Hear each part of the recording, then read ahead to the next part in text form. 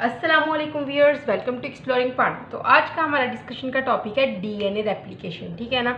तो हम DNA replication जो डिटेल से स्टडी करेंगे वो प्रोकैरियोटिक डीएनए रेप्लिकेशन स्टडी करेंगे, ठीक है ना। इसके अलावा हम यूकैरियोट्स में भी थोड़ा सा ओवरव्यू ले लेंगे at the end of the topic. तो डिटेल से जो हम स्टडी करने चाह रहे हैं वो हमारे पास है डीएनए रेप्लिकेशन इन प्रोकैरियोट्स, ठीक है ना।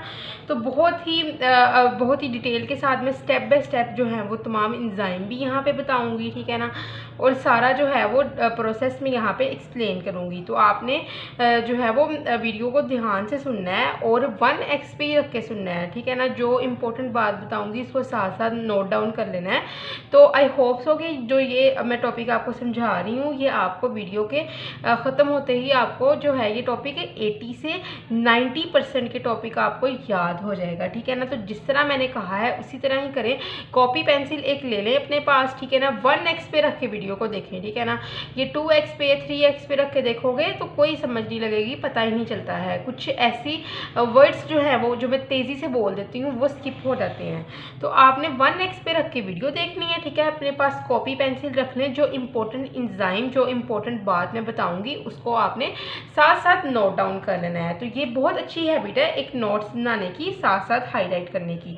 क्लियर। तो सबसे पहले हम बात करते हैं डीएनए रेप्लिकेशन इन प्रोकैरियोट्स। तो प्रोकैरियोट्स के अंदर जो डीएनए रेप्लिकेशन है ना ये एक सेमी कंजर्वेटिव मॉडल होता है, ठीक है ना, मोस्टली, ठीक है ना। तो कंजर्वेटिव और सेमी कंजर्वेटिव, यहाँ पे मैं आपको सबसे पहले बताती हूँ सेमी कंजर्वेटिव। तो सेमी जो वर्ड है ना इसका मतलब होता है हाफ, ठीक है। कंजर्वेटिव मतलब कंजर्व करना, किसी चीज़ को बचाना, किसी चीज़ को उसकी पहली फॉर्म में रखना, ठीक है ना। तो सेमी कंजर्वेटिव मॉडल का मतलब क्या है कि हमारे पास एक स्ट्रैंड है ये डीएनए का, ठीक है ना। डबल स्ट्रैंडेड डीएनए है यहाँ पे हमारे पास 3' एंड 5' एंड।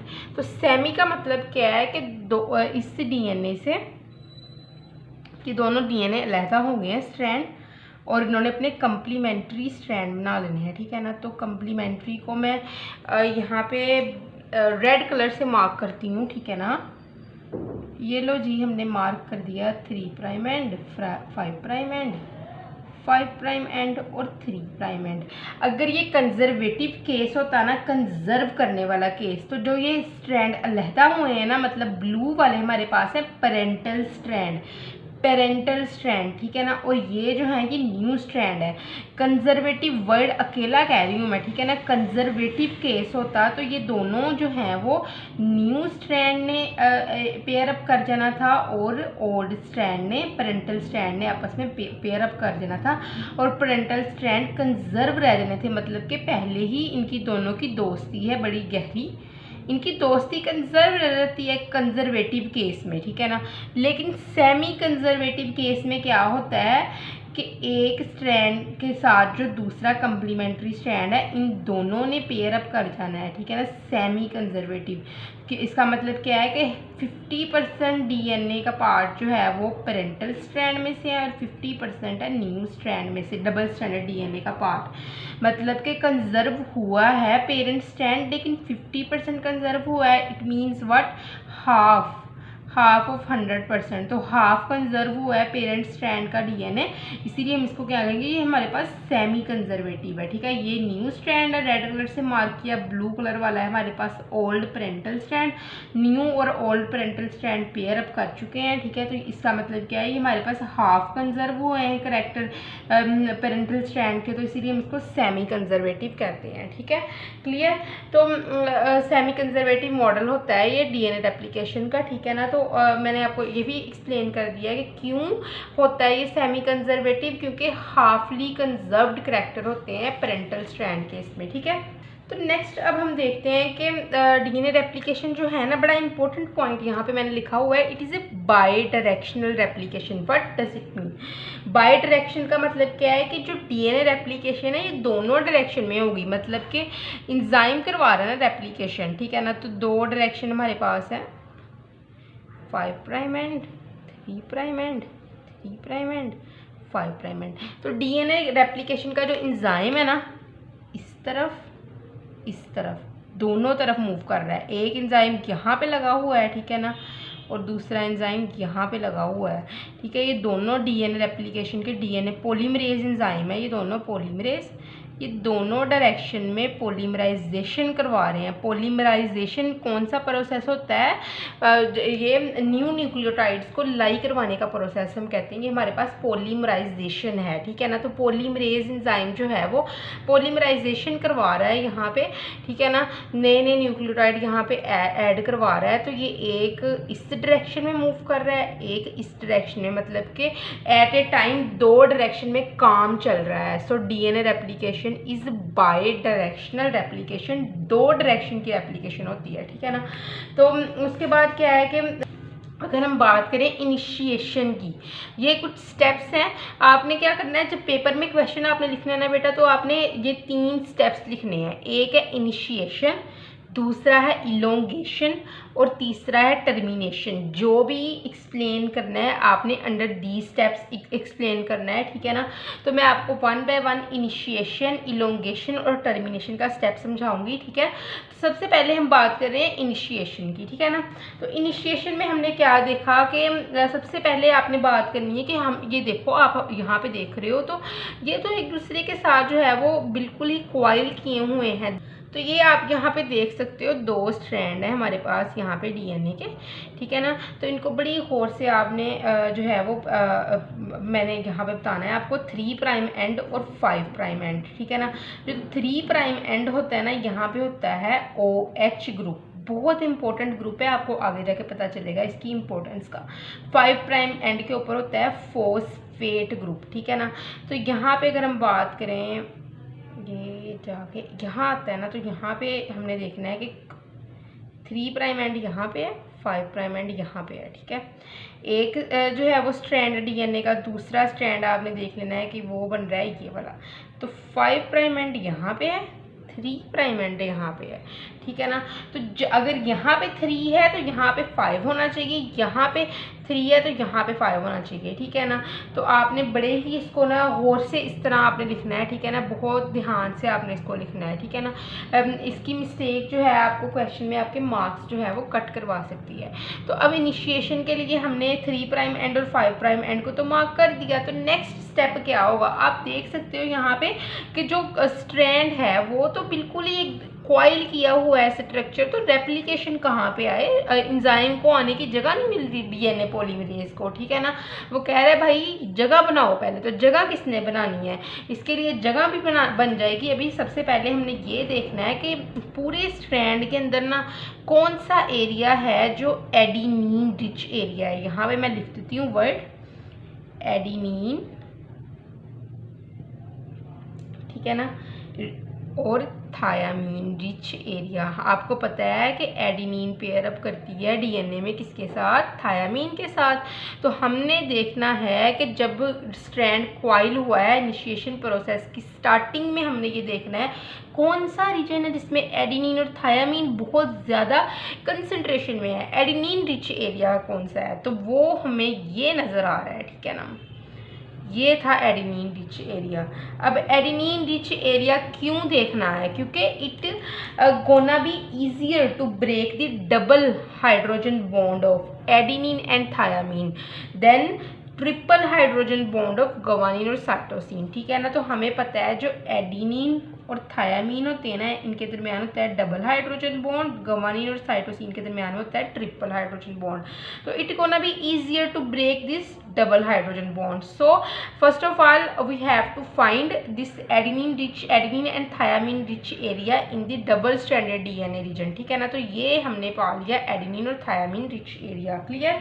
तो उसके अलावा अब क्या होगा, अब ना यहाँ पे आके ना एक प्रोटीन बाइंड करेगी, प्री रेप्लिकेशन प्रोटीन कॉम्प्लेक्स, ठीक है ना,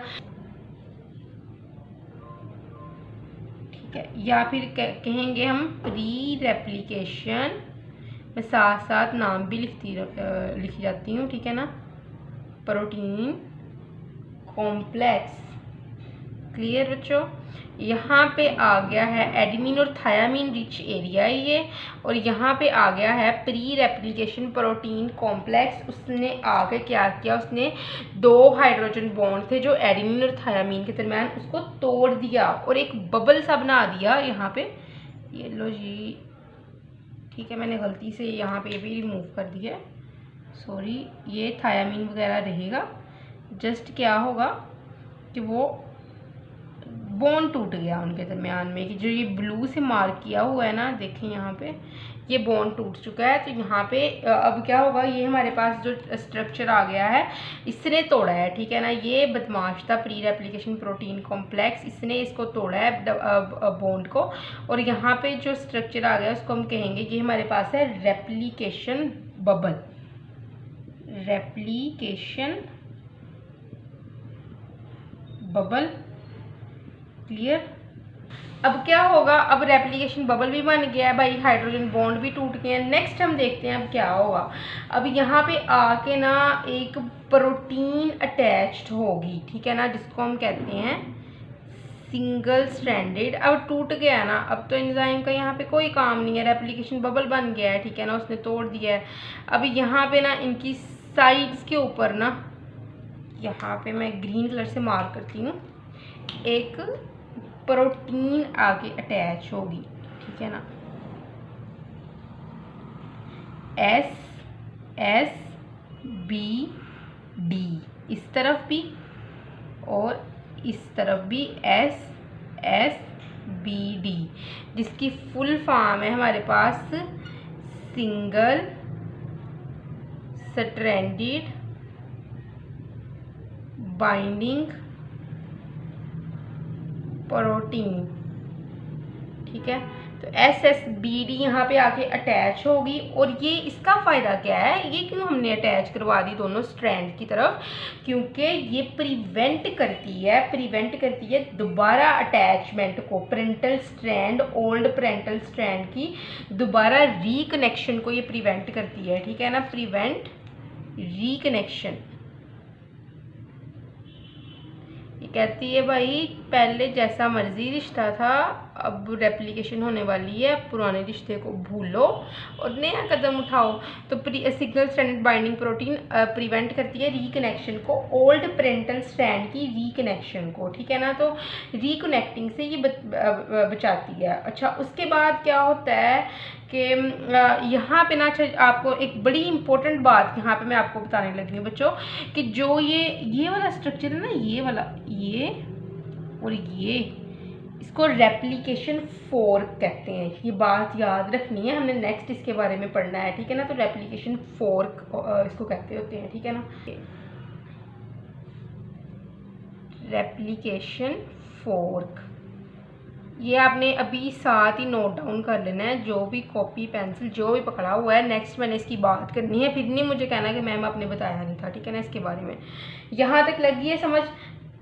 नेक्स्ट अब हम बात करते हैं, ठीक है ना। तो ये अच्छा, नेक्स्ट हम बात करते हैं किसकी कर रहे थे हम, सिंगल स्ट्रैंडेड बाइंडिंग प्रोटीन की। एक तो ये रिकनेक्शन से बचाता है। अच्छा, दूसरा इसका बड़ा इंपॉर्टेंट फंक्शन है, ये प्रोटेक्ट करता है डीएनए को from nucleases. It protect DNA from nucleases enzyme. Nucleases enzyme से प्रोटेक्ट करता है डीएनए को। न्यूक्लिएसिस एक ऐसा एंजाइम है जो डिग्रेड करता है न्यूक्लिक एसिड को। न्यूक्लिएसिस degrade nucleic acid. So this single stranded binding protein protect DNA from nucleases enzyme. Nucleases एक वो एंजाइम है जो डिग्रेड करता है न्यूक्लिक एसिड को। वो न्यूक्लिक एसिड डीएनए भी हो सकता है, वो न्यूक्लिक एसिड आरएनए भी हो सकता है, ठीक है ना। डीएनए और आरएनए, अगर डीएनएज होगा तो वो डीएनए को डिग्रेड कर देगा, अगर आरएनएज होगा तो वो आरएनए को डिग्रेड कर देगा। तो रेप्लिकेशन फोर्क की मैंने अभी बात की थी, अभी हम उसी की तरफ आते हैं, ठीक है ना। तो स्पेस की कमी की वजह से ना मुझे बार बार ये इरेज करना पड़ रहा है, ठीक है ना। आई होप सो कि आप डिस्टर्ब नहीं हो रहे से। तो ये हमारे पास था प्री रेप्लिकेशन ये हमारे पास था रेप्लिकेशन फोर्क। अब रेप्लिकेशन फोर्क का क्या काम है, यहाँ पे ना एक एंजाइम आके जो होता है वो बाइंड करता है, जिसको हम कहते हैं हेलिकेज, ठीक है। हेलिकेज एंजाइम आता है इस प्री रेप्लिकेशन फोर्क की जगह पे, और ये हेलिकेज एंजाइम जो होता है वो अनवाइंड करवाता है डीएनए को। मतलब इस तरफ अनवाइंडिंग चलेगी और इस तरफ देखो ये था ना, ठीक है ना, ये नेक्स्ट तो आप इसको लेके चलोगे ना डीएनए को, ठीक है ना। तो ये हमारे पास रेप्लिकेशन बबल है। तो यहाँ पे आके जो एंजाइम जुड़ेंगे, एक है जी हेलिकेज, दूसरा भी है हमारे पास हेलिकेज। जो ये कोने हैं इसको हम कहते हैं, ये हमारे पास है रेप्लिकेशन फोर्क। और यहाँ पे जो एंजाइम्स ये जुड़े हुए हैं चिंटू मिंटू से, ये हमारे पास है हेलिकेज एंजाइम। इन एंजाइम ने ना अपने जो है वो वर्क करना है। और ये लो जी, छोटे छोटे हाथों से इन्होंने यहाँ से भी अनवाइंडिंग करवानी शुरू कर देनी है डीएनए की, ठीक है ना। यहाँ से अनवाइंडिंग करवानी शुरू कर देगी। तो जो ये प्रोसेस है ना हेलिकेज एंजाइम की, ये टन्स ऑफ एटीपी का यूज़ करती है। It require ton of ATP, बहुत ज़्यादा एटीपी की ज़रूरत होती है इस प्रोसेस के अंदर, ठीक है ना। तो अब नेक्स्ट हम बात करते हैं एक और एंजाइम की जो स्ट्रैंड को सीधा करवाने के अंदर यूज़ होता है, ठीक है ना। ये अनकॉइल करवाने के अंदर यूज़ होता है। तो ये भी इनिशिएशन के अंदर ही आएगा। तो इनिशिएशन के अब तक आपको आई होप तो सारे प्रोसेसेस की समझ लग गई होगी। सबसे पहले क्या करना है कि यहाँ पे आके जो है एडेनिन और थायामीन वाले रिच रीजन के ऊपर प्री रेप्लिकेशन प्रोटीन कॉम्प्लेक्स ने आना है, ठीक है ना। उसने आके यहाँ पे जो है वो हाइड्रोजन बॉन्ड्स को तोड़ना है, इनके दरमियान में रेप्लिकेशन बबल बनानी है। फिर सिंगल स्ट्रैंडेड बाइंडिंग प्रोटीन ने आके इस बबल वाले स्ट्रक्चर के साथ अटैच होना है, रिकनेक्टिंग से बचाना है, न्यूक्लियेसिस से बचाना है सिंगल स्ट्रैंडेड बाइंडिंग प्रोटीन ने डीएनए को।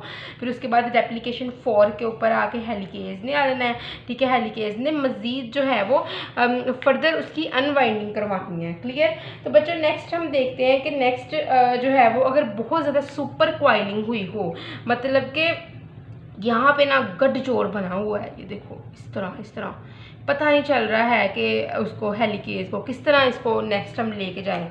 बहुत ज़्यादा ना एक ना गड्ढा बना हुआ है, ठीक है ना। जिस तरह एक जो होती है ना हमारे पास रस्सी होती है, वो बहुत ज़्यादा जब उसकी गिरे बंदी होती हैं तो पता नहीं चल रहा होता है किस तरह खोलनी है।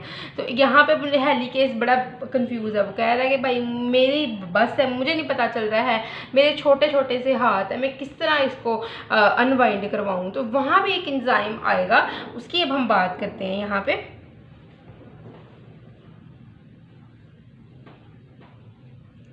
ठीक है ना। हेलिकेज की परेशानी को अब दूर करने के लिए यहाँ पे एक एंजाइम आएगा जिसको हम कहते हैं कि ये हमारे पास है टोपो आइसोमेरेज एंजाइम, ठीक है ना। साथ साथ लिखोगे, साथ साथ समझोगे, फिर ही समझ आएगी, ठीक है ना। तो बहुत एक्सप्लेन मैं कर रही हूँ इसको इसीलिए ताकि आपको आसानी हो। साथ साथ लिखो इसको, साथ साथ समझो, ठीक है ना। तो साथ अब हम क्या है, टोपो आइसोमेरेज एंजाइम बहुत ज़्यादा अनकॉइलिंग की केस में ये आता है, ठीक है ना।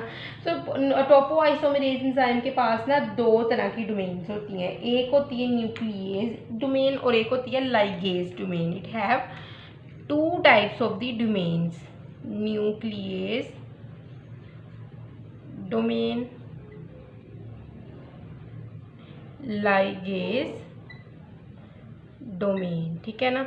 अच्छा, जो न्यूक्लियेज डोमेन हमारी होती है ना टोपो आइसोमेरेज की, वो कट करती है फॉस्फोडाइएस्टर बॉन्ड को डीएनए में, ठीक है ना। फॉस्फोडाइएस्टर बॉन्ड, ये तो एक बैक बोन होती है डीएनए की, जिस तरह आपकी बैक बोन है ना, आपको जो है वो प्रोवाइड कर रही है, सपोर्ट प्रोवाइड कर रही है। तो फॉस्फोडाइएस्टर बॉन्ड जो होता है ये बैक बोन होता है डीएनए का। तो जब सुपर कॉइलिंग हो रही होगी ना, पता ही नहीं चल रहा होगा हाइड्रोजन बॉन्ड। तो ये केस है कि adenine thiamine, thiamine adenine, thiamine adenine, दो बॉन्ड है। हेलिकेज आया, उसने यहाँ से क्या किया, कटिंग शुरू कर दी है बड़े आराम से। लेकिन अब यहाँ पे क्या है कि इस तरह सीधा कोई केस नहीं है, तो उल्टे जो सीधी उंगली से नहीं निकल रहा घी, अब उल्टी उंगली किसने यूज़ की है, टोपो आइसोमेरेज ने। इसके पास जो थी वो एक कैंची वाली डोमेन थी और एक इसके पास प्लस्टर वाली डोमेन थी, ठीक है ना। ये रीस्टिच करने के लिए लाइगेज डोमेन है जिसने जोड़ देना है, ठीक है ना, घाव भर देना है। और ये काटने के लिए न्यूक्लियेज डोमेन है, ठीक है ना। तो न्यूक्लियेज डोमेन ने कट डाउन करना है फॉस्फोडाइएस्टर बॉन्ड को डीएनए के, ठीक है ना। बड़े ही बहादुरी के साथ इसने इस तरह करके कैंची की तरह कट कर देना है।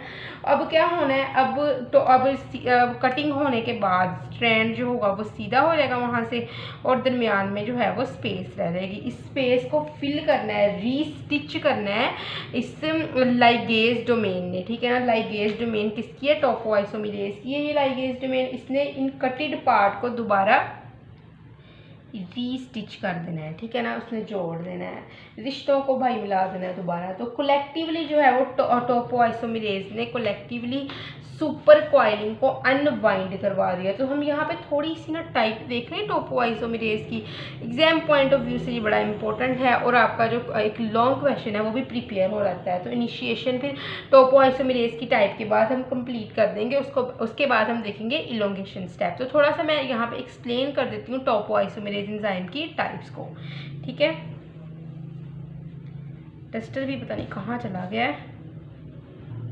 अब आप सोचोगे टीचर का ये हाल है तो बच्चों का पता नहीं क्या हाल होगा, ठीक है ना। अच्छा थोड़ी सी टाइप्स देख लेते हैं। अच्छा मैं खाना खाती हूँ, हाथ धो के खाती हूँ, इस तरह ना सोचना, बहुत हाइजीनिक हूँ मैं, ठीक है ना। तो टोपोआइसोमेरेज टाइप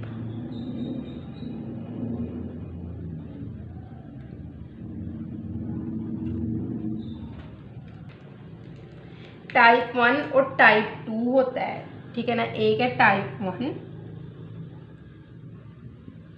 और दूसरी होती है टाइप 2, ठीक है ना। और टाइप 1 और टाइप 2 जो होती है ना ये प्राइमरीली होती है फॉर यूकैरियोटिक सेल्स,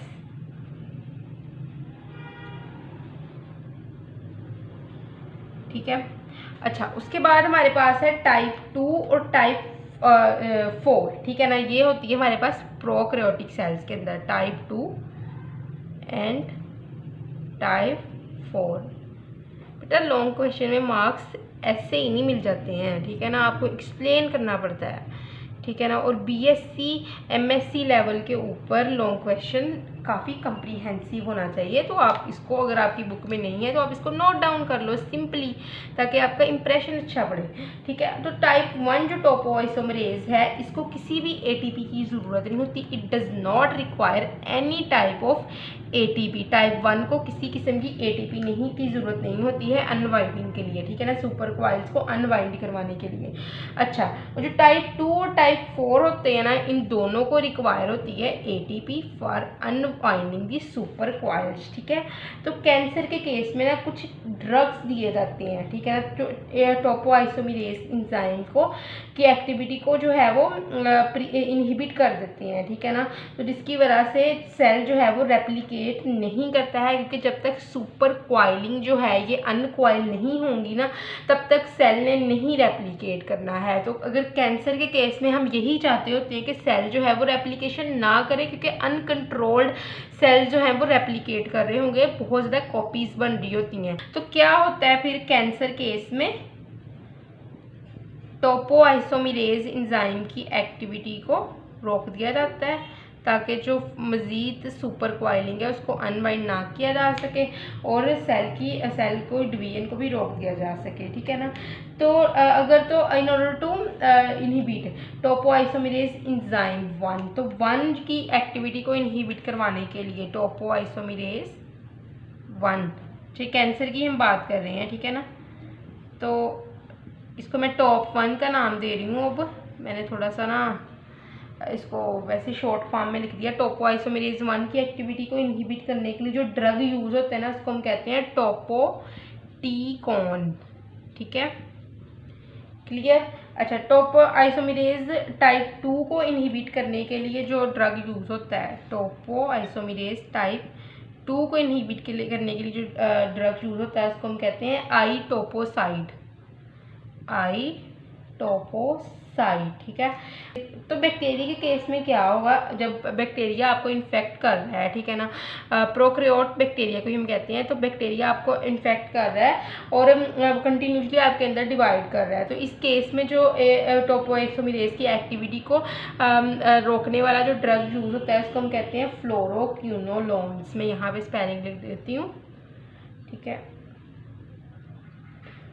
क्विनोलोन्स, ठीक है। तो ये जो इन ड्रग्स का जो फंक्शन है ना तीनों का, ठीक है ना, इनका ये फंक्शन होता है कि ये एक्साइट कर देते हैं एक्टिविटी को न्यूक्लियस डोमेन की, ठीक है ना। तो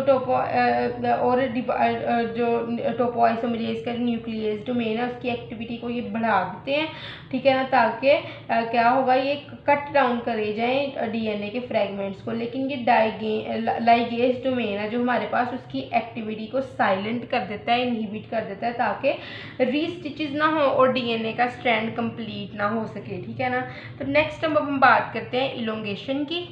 तो यहाँ पे बेटा अब हम सेकंड स्टेप की बात करते हैं, इलोंगेशन, ठीक है ना। बहुत कोर्स इसको सुनना है, बहुत इम्पोर्टेंट स्टेप है ये इसका ना।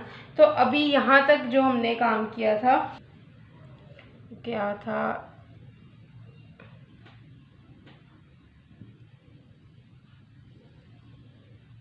ठीक है ना, ये आपने एक तरफ से इसको भी अनवाइंडिंग करवाई हुई थी, ठीक है ना।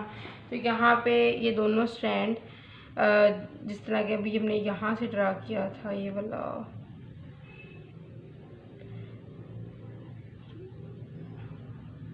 5 prime and 3 prime and 5 prime end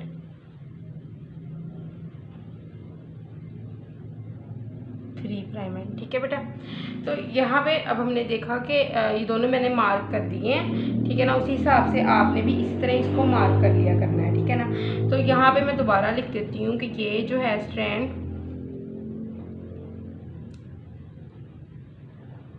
ये 3 प्राइम एंड का है, ठीक है ना, और ये 5 प्राइम एंड है, और ये 5 प्राइम एंड है, और ये 3 प्राइम एंड है। तो आपने भी बड़ी गौर से इसको करना है, ठीक है ना। तो यहाँ पे मैं ये भी लिख देती हूँ कि यहाँ पे जो अटैच है प्रोटीन वो है हमारे पास, पीछे कौन सी की थी, SSBD, और यहाँ पे भी अटैच करवा देती हूँ, ठीक है, यहाँ पे भी है SSBD, ठीक है।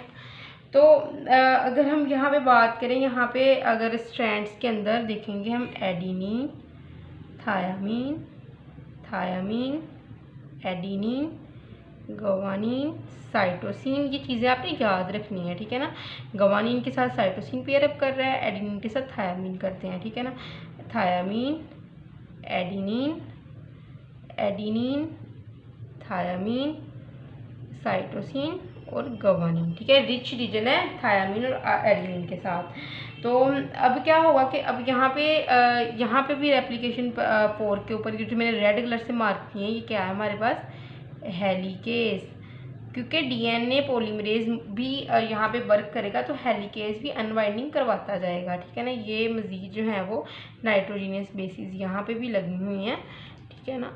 ये ना समझना ये ऐसे ही है, क्योंकि मैं अब यहाँ पे डीएनए तो बहुत बड़ा स्ट्रक्चर है, उसको तो हम सबका जो है वो बता ही नहीं सकती, कि मैं बस एक पार्ट का बता रही हूँ, ठीक है ना। तो अब क्या होगा बेटा, यहाँ पे डीएनए पॉलीमरेज थर्ड इंजाइम, कौन सा, मैं साथ साथ इंजाइम के नाम लिखती जाती हूँ, डीएनए पॉलीमरेज थर्ड, ठीक है, टाइप 3 इंजाइम यहाँ पे आएगा, ठीक है ना।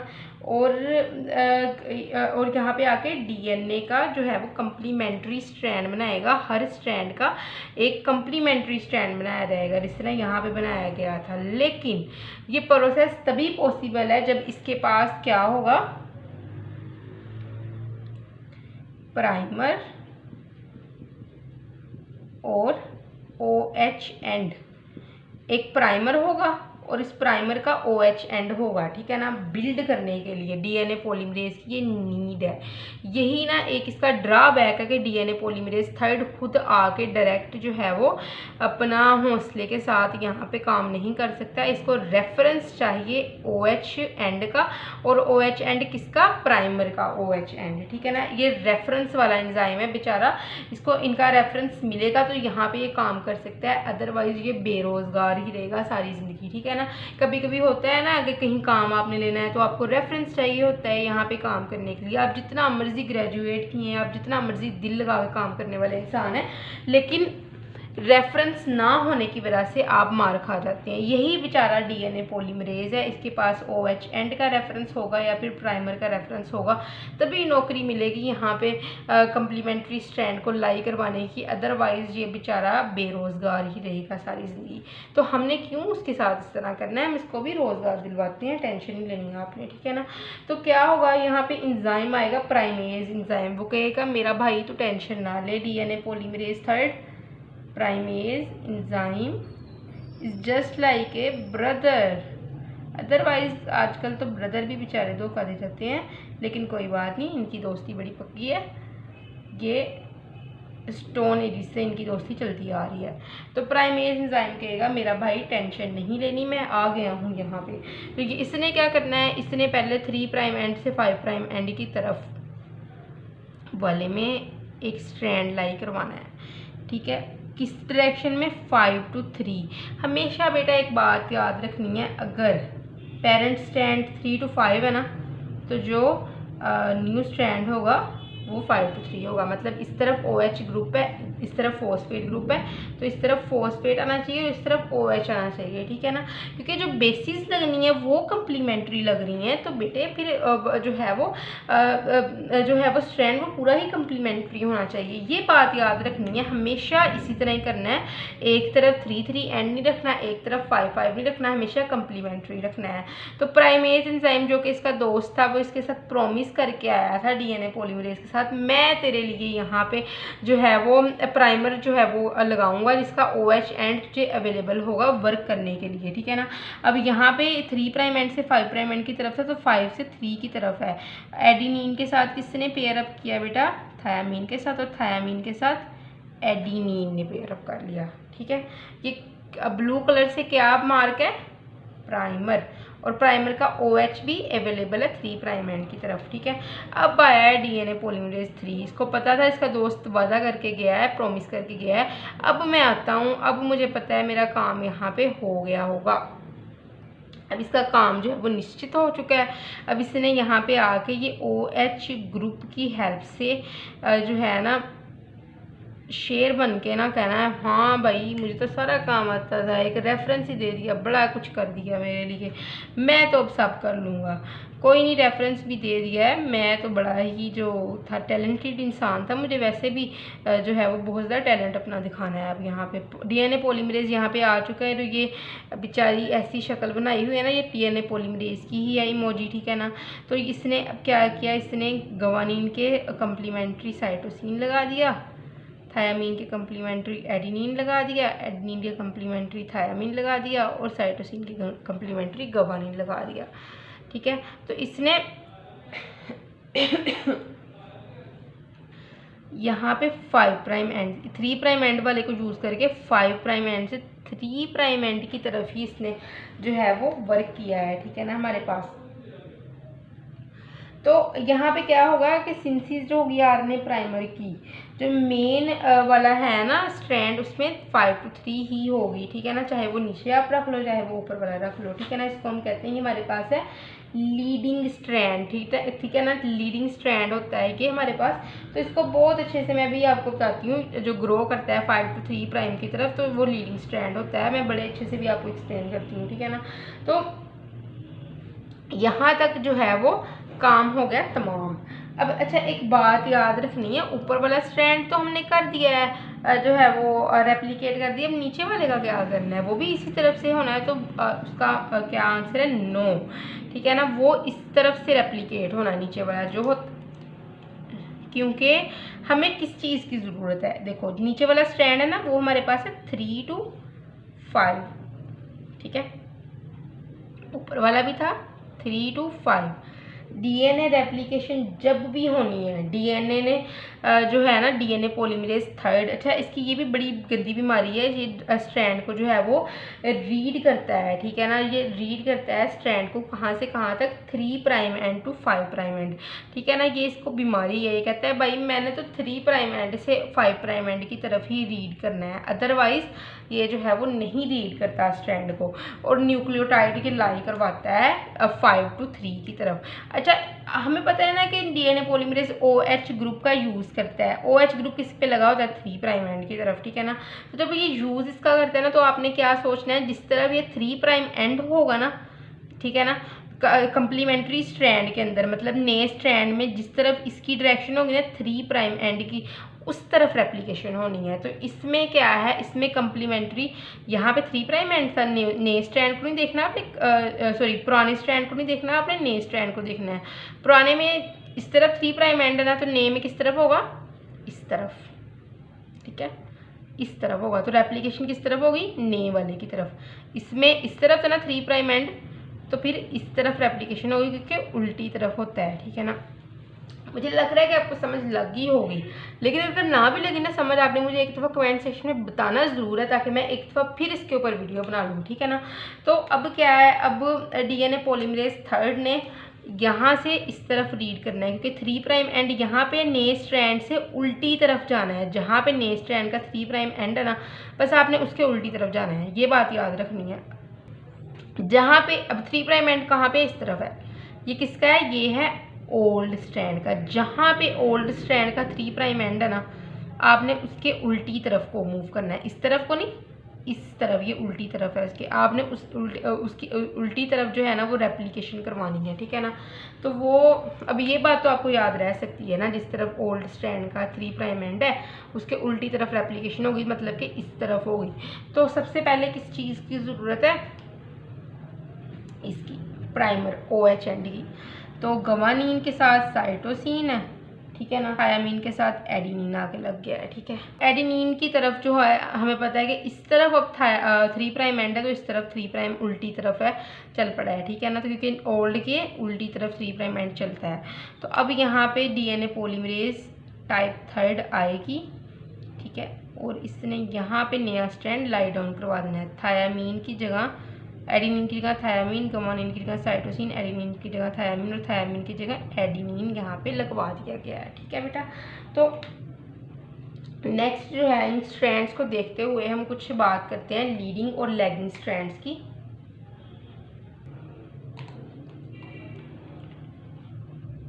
लीडिंग स्ट्रैंड,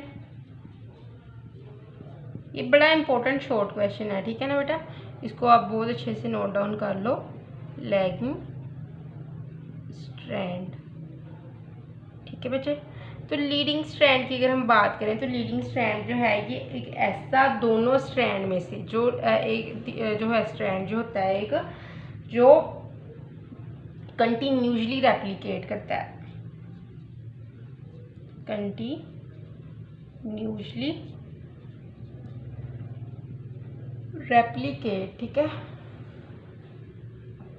ये ग्रो करता है, ठीक है, 5 prime end to 3 prime end, ठीक है ना।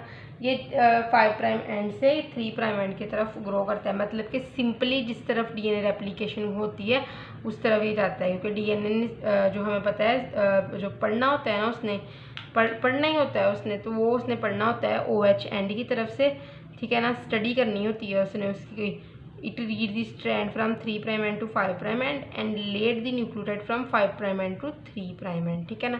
तो जहाँ OH ग्रुप की तरफ से इसने उसको रीड डाउन करना होता है, और कंप्लीमेंट्री का मतलब क्या है, उल्टा, तो उल्टा उसने लाई डाउन करवा देने हैं स्ट्रैंड को, तो वो 3 प्राइम एंड की तरफ है। तो ग्रो हो रहा है ना, नॉर्मली हो रहा है, तो जिसकी वजह से ये कंटिन्यूसली रेप्लिकेशन होती है किसी किस्म की दिक्कत के अलावा, ठीक है ना। तो इसको एक ही प्राइमर की ज़रूरत होती है टू बिल्ड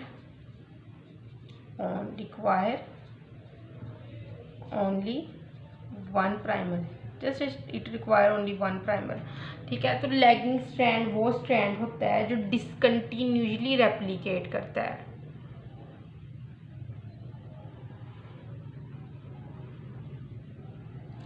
रेप्लिकेट किस तरह डिसकंटिन्यूसली रेप्लिकेट करता है, ये ग्रो ये भी होता है 5 प्राइम एंड से 3 प्राइम एंड की तरफ। इसको मल्टीपल प्राइमर्स की ज़रूरत होती है। किस तरह, अभी मैं आपको यहाँ पे बताती हूँ। मल्टीपल प्राइमर्स की ज़रूरत होती है बिल्ड करने के लिए, तो यही मैंने रेज कर दिया है। मैं यहाँ पे बताती हूँ लीडिंग स्ट्रैंड और लैगिंग स्ट्रैंड के बारे में। ठीक है बच्चे, तो ये ना 2 स्ट्रैंड है डीएनए के। एक है हमारे पास 3 prime end to 5 prime end, ये बेस्ट है, यही लीडिंग स्ट्रैंड बनाएगा नेक्स्ट जाके। ठीक है ना, तो ये 5 prime end to 3 prime and.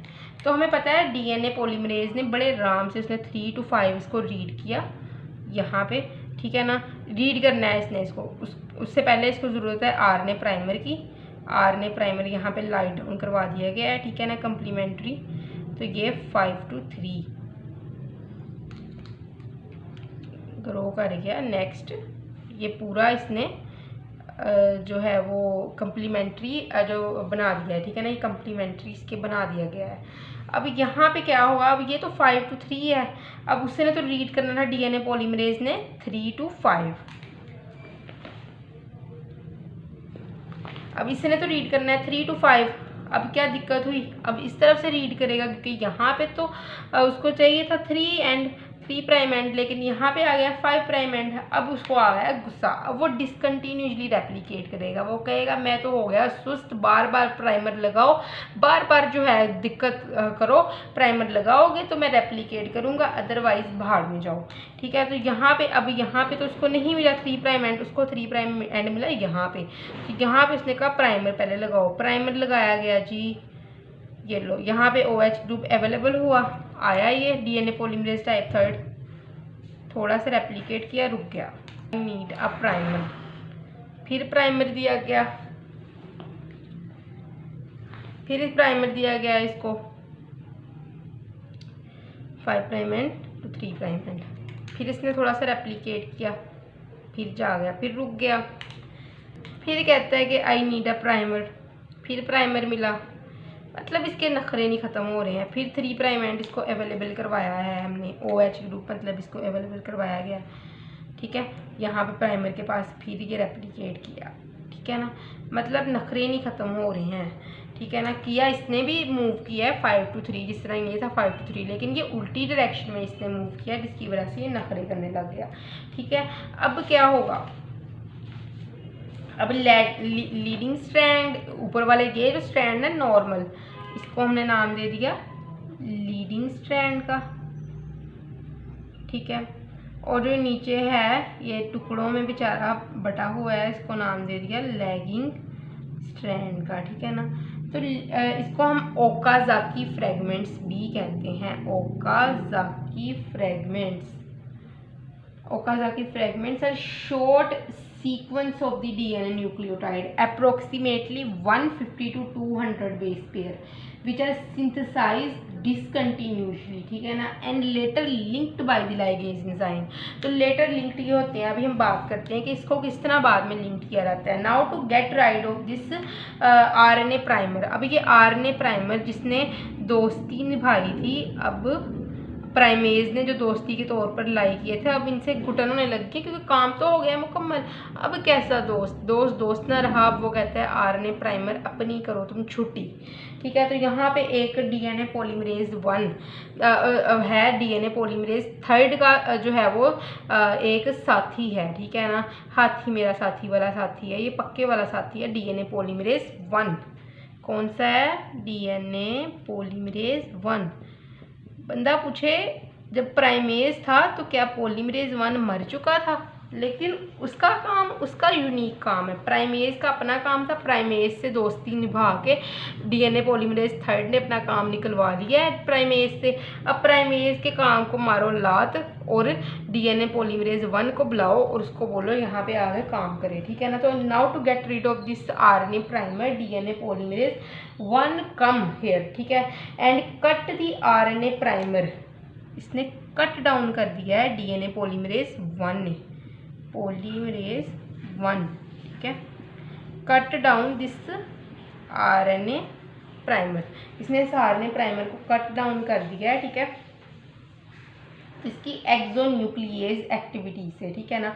अब क्या होना है कि अब ये डीएनए पॉलीमरेज टाइप 1 ने इसको कट डाउन कर दिया है और डीएनए पॉलीमरेज टाइप 1 जो है ये जो है वो कर सकता है प्रूफ रीडिंग का एक्शन भी, ठीक है ना। अगर कहीं भी गलत बेस जुड़ी हुई है यहाँ पे तो उसको भी वो कट डाउन कर देगा, ठीक है ना। अभी ये करेगा डीएनए पॉलीमरेज 1, ये रीड करेगा पेरेंटल स्ट्रैंड को, ठीक है ना, पेरेंटल स्ट्रैंड को 3 प्राइम एंड से 5 की तरफ। मतलब कि आप यहाँ से भी काट लोगे ना स्ट्रैंड को तो यहाँ पे भी 5 प्राइम एंड ही बनता है, ठीक है ना। यहाँ से काटोगे यहाँ पे भी 5 प्राइम एंड ही बनता है, तो इसका मतलब ये नहीं है कि अगर पूरा स्ट्रैंड पूरी लाइन है तो 5 प्राइम एंड पे ही होगा, यहाँ पे भी 5 प्राइम एंड ही बनता है। तो उसने 3 to 5 prime and DNA polymerase 1 ने, जो कि बहुत ही बड़ा जो है वो शाहकार बन चुका है यहाँ पे, तो इसने इसको कट डाउन करवा दिया है प्राइमर को, और इसने अब रीड किया है स्ट्रैंड को, पेरेंटल स्ट्रैंड को 3 to 5 प्राइम की तरफ, और नए न्यूक्लियोटाइड यहाँ पे इसने ऐड करवा दें, जिसको हम ग्रीन से मार्क कर रहे हैं यहाँ पे, ये इसने ऐड करवाए हैं डीएनए पॉलीमरेज 1 ने, ठीक है ना। न्यूक्लियोटाइड ऐड करवा दिए इस वेकेंट पोर्शन के ऊपर, ठीक है, from 5 prime end to 3 prime end. Clear. अब क्या होगा, अब अगर किसी भी किस्म की गलत बेस ऐड हो गई है, कोई भी इनकरेक्ट बेस ऐड है, तो डीएनए पॉलीमरेज 1 नहीं आएगा और उसको कट कर देगा, ठीक है ना, और प्रूफ रीडिंग मतलब ये करवा देगा, ठीक है। तो इसके अंदर ये एक्सोन्यूक्लियेज रिएक्शन एक्शन इसका होता है इन केस ऑफ इनकरेक्शन, ठीक है। तो अब लैगिंग स्ट्रैंड की बारी है, तो यहाँ पे भी जो है वो डीएनए पॉलीमरेज टाइप 1 ही आएगा, ठीक है, और आगे ये कट कर देगा इस आरएनए प्राइमर्स को, ठीक है। ये लो जी, कर दिया कट, और लाई डाउन करवा देगा डीएनए को by reading the old parental strand from 3 prime end to 5 prime end, ठीक है।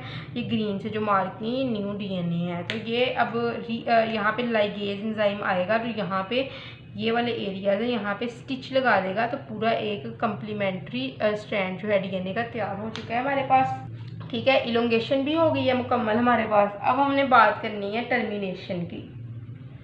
तो टर्मिनेशन कब होती है, अभी मैं आपको यहाँ पे ही एक्सप्लेन कर देती हूँ।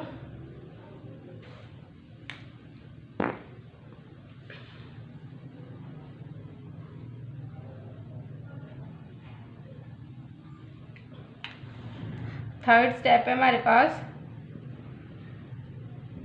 टर्मिनेशन। टर्मिनेशन कब होती है, जिस तरह के ना अभी मैं आपको यहाँ पे बताती हूँ, ठीक है।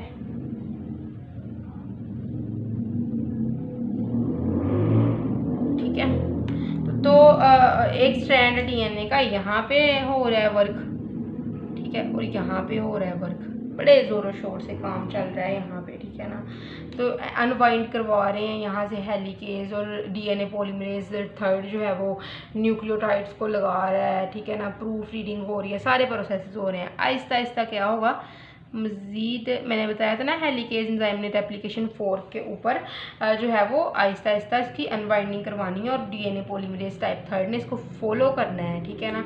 और हेलिकेज की एक्टिविटी के साथ साथ लाई डाउन करवाने हैं, और सारे प्रोसेस यहाँ पे प्रूफ रीडिंग के हर एक प्रोसेस हो रहा है। और एट द एंड क्या होगा कि यहाँ पे आके ना दोनों हेलिकेज एंजाइम आपस में मिल जाएंगे, ठीक है। तो डीएनए रेप्लिकेशन तब यहाँ पे ख़त्म हो जाती है जब 2 कन्वर्जिंग रेप्लिकेशन फोर्क्स आपस में मीट कर जाते हैं, आपस में मिल जाते हैं, तो यहाँ पे रेप्लिकेशन का काम तमाम हो गया है, ठीक है ना।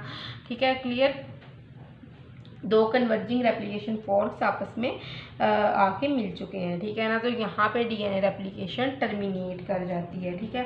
तो यहाँ पे अभी हम कुछ बात करते हैं टाइप की डीएनए पॉलीमरेज की प्रोकैरियोट्स और यूकैरियोट्स के अंदर। तो प्रोकैरियोट्स में अगर हम देखें, prokaryotes type of DNA polymerase and prokaryotes, तो सबसे पहले है डीएनए पॉलीमरेज 1,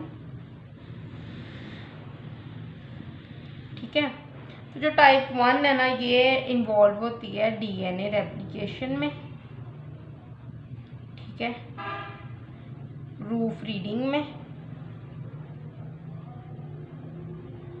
ठीक है, और आरएनए प्राइमर को रिमूव करवाने में, ठीक है, RNA प्राइमर रिमूवल, ठीक है, ये इसको रिमूव करवाती है। दूसरा हमारे पास है DNA पॉलीमरेज 2, ठीक है, तो ये इन्वॉल्व होती है DNA पॉलीमरेज 2 इन DNA repair, just DNA repair के अंदर इसका काम होता है। थर्ड हमारे पास है C में DNA पॉलीमरेज 3, पॉलीमरेज 3, इसका काम क्या होता है, ये इसको डिस्कवर्ड किया था थॉमस कॉर्नबर्ग ने, discovered by the Thomas Kornberg, ठीक है, एंड माल्कॉम गैफ्टर, ठीक है।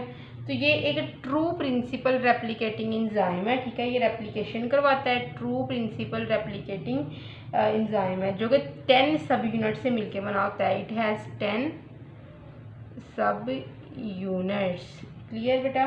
तो ये कैटागराइज करता है replication by adding new nucleotides, ठीक है ना, नई न्यूक्लियोटाइड्स को 1000 न्यूक्लियोटाइड्स को ये ऐड करवाता है पर सेकंड, ठीक है ना। इट ऐड 1000 न्यूक्लियोटाइड्स पर सेकंड एट 3 प्राइम एंड की तरफ ये ऐड करवाता है, ठीक है।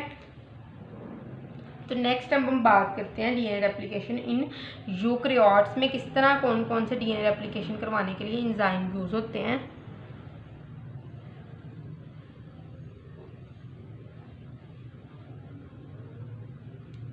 अच्छा, यूकैरियोट का केस है यहाँ पे हमारे पास, क्लियर बेटे। तो यूकैरियोट्स के अंदर एक है हमारे पास अल्फा DNA पॉलीमरेज, ठीक है ना। तो ये क्या करता है, ये रिमूव करवाता है RNA प्राइमर को, ठीक है, और रेप्लिकेट करवाता है DNA को एंड रेप्लिकेट DNA, क्लियर बच्चे। तो दूसरा है हमारे पास बीटा पॉलीमरेज, ठीक है, बीटा पॉलीमरेज जो होता है ना, ये रिपेयर करवाता है DNA को, रिपेयर DNA, ठीक है। नेक्स्ट हमारे पास है सिग्मा वाला, तो ये हमारे पास क्या करवाता है, ये हमारे पास माइटोकॉन्ड्रिया के अंदर ये पाया जाता है, इन माइटोकॉन्ड्रिया, ठीक है बच्चे। और ये क्या करवाता है, ये ऐड करवाता है न्यूक्लियोटाइड्स को, ठीक है। और एक हमारे पास है ये वाला पॉलीमरेज, ठीक है, ई, तो ये इसका फंक्शन अननोन है, ठीक है ना। तो आई होप सो कि आपको DNA रेप्लिकेशन की समझ लगी होगी, लेकिन अगर किसी भी किस्म का कन्फ्यूजन है तो आप ज़रूर मुझे कमेंट सेक्शन में बताइएगा। और अगर आपको ये लेक्चर अच्छा लगा है तो लाइक सब्सक्राइब शेयर कर दें और कमेंट में भी बता दें कि आपको ये लेक्चर किस तरह का लगा है, कि मैं इसके ऐसे ही जो है वो और टॉपिक्स के ऊपर लेक्चर बनाऊँ। और अगर आप कोई भी लेक्चर देखना चाहते हो, आपको किसी भी टॉपिक की नहीं समझ लग रही है, तो आप मुझे कमेंट सेक्शन में बता सकते हैं। थैंक यू सो मच, अल्लाह हाफिज़।